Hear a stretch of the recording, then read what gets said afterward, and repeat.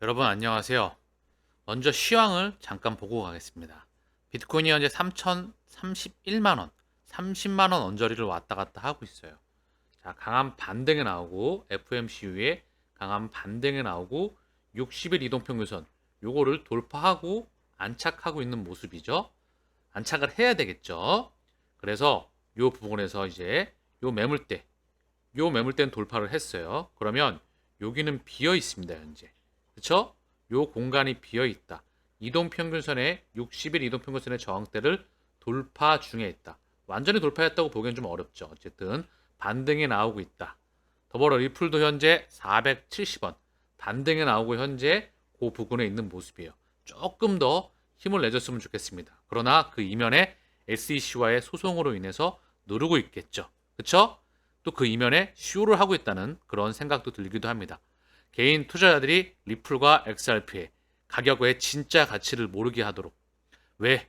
다 지쳐서 떨어져 나가게 하기 위해서 금융기관의 XRP가 꽂히기 위해서는 사실 가격이 그들 입장에선 튀면 안 되겠죠. 왜냐하면 실제 사용될 때 걔네가 많이 갖고 있어야 되는데 이미 가격이 많이 튀어버리게 되면 사실 쉽지가 않잖아요. 인프라가 깔리기 전에. 그래서 의도적인 부분인지 당연히 확인이 필요하겠지만 중요한 건 펀더멘탈은 지속적으로 폭발적으로 상승하고 있다는 그런 부분을 인지하시길 바랍니다. 현재 4차 산업과 CBDC와 통화 현재 시스템의 마지막 단계의 가장 큰 중심과 혈관과 심장은 리플과 XRP이다. 제 방송을 보셨던 분들은 다들 인지하시고 계시겠죠? 더불어 이더리움은 213만원, 14만원 언저리를 왔다 갔다 하고 있는데요. 가장 하락폭이 또 컸었죠. 삼형제 중에서. 그러고 나서 반등이 나왔어요. 강하게. 이더리움의 포스 전환, 그 부분에 대한 기대감이 반영이 되면서 이더리움 클래식까지 강한 반등이 나오고 있습니다. 자, 그리고 반등 나오면서 매물을 하나 형성하고 있어요. 이 부분에 단기적으로. 그쵸? 요 라인 돌파하면 여기에요. 요 라인. 자, 지켜볼 수 있도록 하자고요. 자, 세계 증시, 해외 증시를 좀 보고 가죠. 증시의 매크로도 중요한 부분이기 때문에. 간밤에 나스닥은 강한 반등이 나왔습니다. 나스닥이 무려 4% 넘게 나왔죠. 그런데 아시아 증시 상해와 항생은 강보합, 약보합, 니케이는 강보합, 그리고 현재 유럽 증시는 프랑스, 독일, 영국 강보합, 약보합권에서 움직이고 있어요. 시장이 미국 증시와는 다르게 눈치를 상당히 보고 있습니다. 더불어 국내 증시 또한 상승에 나왔지만 상승폭은 강하지 않았다. 0.82, 0.33. 시장이 전반적으로 눈치를 좀 보고 있네요. 그래서 주가의 선물을 통해서 미국의 현재 시간을 보게 되면 미국 주가의 선물이 다우가 0.19, S&P가 0.32, 나스닥이 0.66, 약보합권에서 움직이고 있다. 유럽 증시 또한 눈치를 많이 보고 있네요. 긴가 민가, 더불어 GDP 경제 성장률, 당연히 좋지 않을 수도 있을 확률이 높겠죠. 더불어 미국 빅테크들의 기업 실적이 기다리고 있습니다. 중요한 건 오전 방송을 통해서 큰 흐름을 말씀드렸어요. 그 부분을 인지하면서 이제 기술적 반등 흐름이 나온다.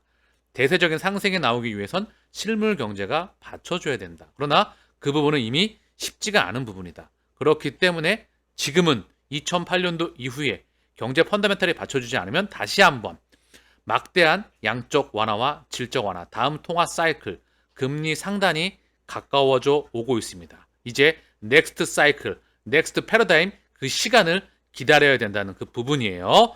다시 한번 매크로를 종종 언급드리면서 계속 업데이트 해드리겠습니다. CFTC, 미국 상품선물거래위원회, 미국 증권거래위원회에 9개 특권 증권 분류에 우려를 표현한다. 일부는 상품이다. 블룸버그를 통해 보도가 되었고요. 내용을 좀 볼게요. 코인베이스가 상장한 토큰에 대한 SEC의 조사로 암호화폐 거래자들이 불안에 떨고 있다. 블룸버그. 자, 투자자 보호를 위한 투자자들을 공포에 떨게 하고 있네요. 미국 상품선물거래위원회는 증권거래위원회가 코인베이스에 거래되는 7종의 토큰을 포함해 총 9종의 토큰을 증권이라고 발표한 데 대해 우려스럽다는 의견을 내놨다고 블룸버그가 28일 보도했다. CFTC도 내부 거래 혐의를 조사했지만 SEC가 지난 목요일 9종의 토큰을 증권으로 발표하고 자신들의 관할 범위에 있다고 밝힘으로써 조사를 보류했다고 지적했다. CFTC 관계자는 과거 비트코인과 이더리움은 상품이며 자신들의 관할이라고 언급했지만 기타 수천 가지 토큰에 법적 지위는 여전히 모호한 상태다. CFTC 직원은 내부적으로 SEC가 증권으로 분류한 일부 토큰은 쉽게 상품으로 관주될 수도 있다. 일부 CFTC 위원들은 이번 SEC 사건이 파생 상품 규제 담당 기관이 디지털 자산 추적을 위해선 허가가 필요하다는 선례가 될 수 있다는 우려를 하고 있다. 자, 그래서 CFTC와 SEC 그 부분에 대한 규제에 대한 명확성, 상원과 하원. 자, 이게 증권이냐, 코인이냐, 토큰이냐 이 부분에 대해서 규제가 갖춰져야 되겠죠. 자, 빠른 시간 안에 나와야 될 텐데요. 많이 질리기도 하죠. 질질 끄고 있는 SEC의 모습에. 더불어 리플의 법률 고문인 스튜어트 알드로티가 SEC는 규칙 제정 대신 시장만 괴롭히고 있다. 스튜어트 알드로티는 SEC가 접근 방식을 불링, 괴롭힘이라고 비판하며 미국 내 현명한 암호화폐 규제가 시급하다고 강조했다.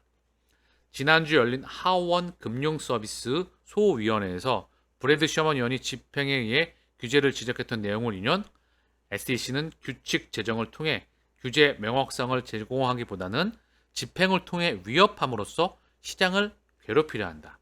규제 기간의 변덕으로 소비자와 시장만 피해를 보고 있다고 비판했다. 브래드 갈레어스 리플 CEO는 알더로트의 트윗을 인용하며 맞는 말이라고 동의했다. 전적으로 맞는 말이죠. 그렇죠?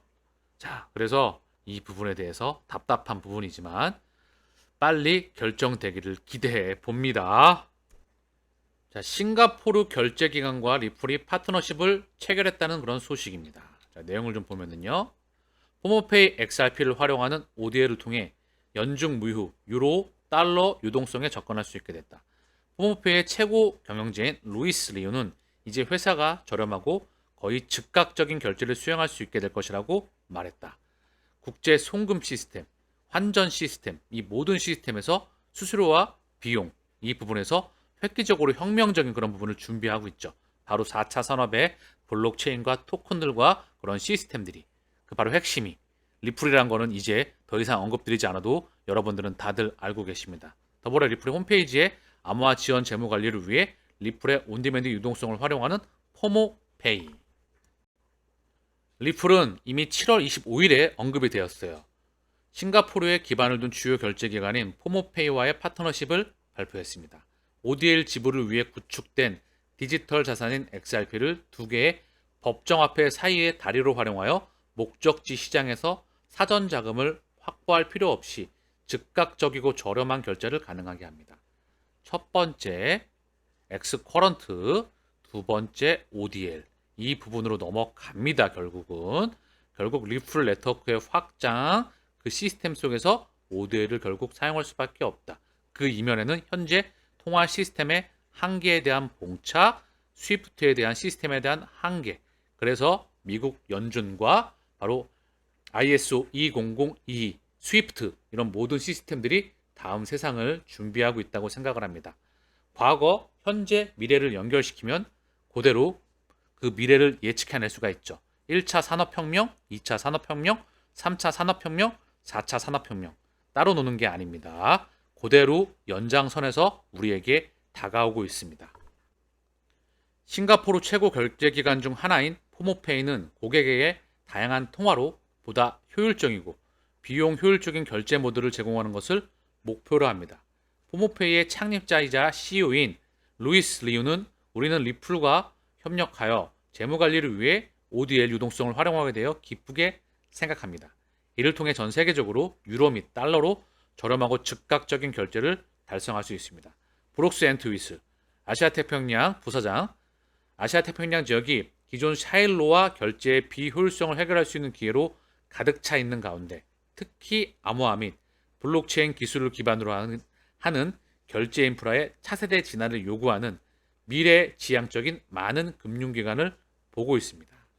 이것이 우리가 포모페이와 같은 혁신적인 고객과 함께 ODA를 위한 암호화 지원 재무관리 사용 사례를 출시하게 된 이유입니다. 더 계속 언급을 드려요. 간소화된 네트워크 파트너십, 유동성 관리 솔루션, 최종 고객 경험 실시간 지불을 가능하게 하는 최종 고객 경험, 신용 환도 및 최첨단 인프라를 제공합니다. 즉 무슨 뜻이냐? 폼오페이는 에지모, 노바티, 플래시 FX, 트라빙고, SBI 레밋, 자, 많은 그런 글로벌 송금 업체와 금융기관과 이런 끊임없는 파트너십과 확장을 하고 있다는 소식이 계속해서 언급되고 있어요. 리플의 ODM 플랫폼이 끊임없이 확장하고 있다. ODL 볼륨도 확장하고 있다. 의미하는 바가 크다.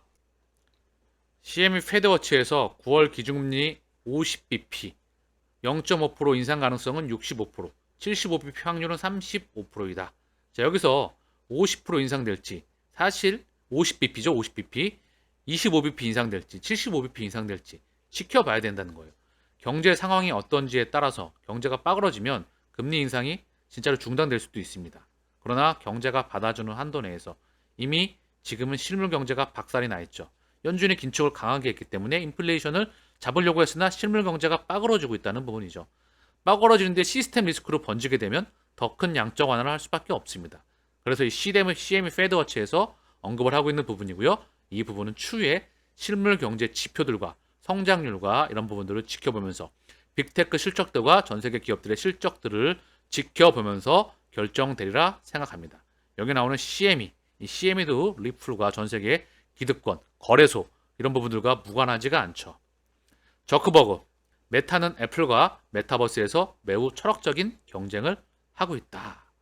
자, 애플, 페이스북, 메타. 자, 전 세계 실물 경제에서 가상 경제로 이동하는 그 중간 브릿지 역할을 해주는 플랫폼 기업들. 사실 4차 산업 또한 플랫폼 전쟁이라고 하죠. 플랫폼, 운영 체제. 자, 구글의 안드로이드 모바일로 따지면, 그쵸? 그리고 애플의 iOS가 있죠. 그리고 저기 PC에는 PC에는 마이크로소프트가 있습니다. 자, 이런 걸 운영 체제라고 하죠. 그쵸? 한번 선점이 끝나면 다른 애들이 들어올 수가 없어요.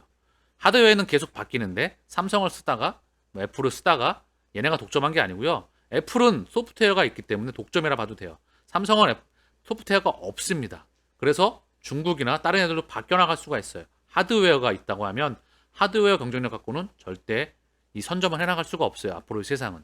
그래서 무슨 뜻이냐? 이 플랫폼 전쟁을 하는 얘네들이 미국의 마가라고 하죠. 페이스북, 애플, 아마존, 그리고 구글 이런 애들과 더불어 마이크로소프트, 테슬라 얘네들이 시장을 선점해 나가면서 이끌어 나가고 있죠. 사실 노다지는 사실 모든 대부분의 산업들은 경쟁이 치열해지고요. 먹을 게 없어요. 한국의 중후장대 산업이 뭘로 바뀌어 나가냐?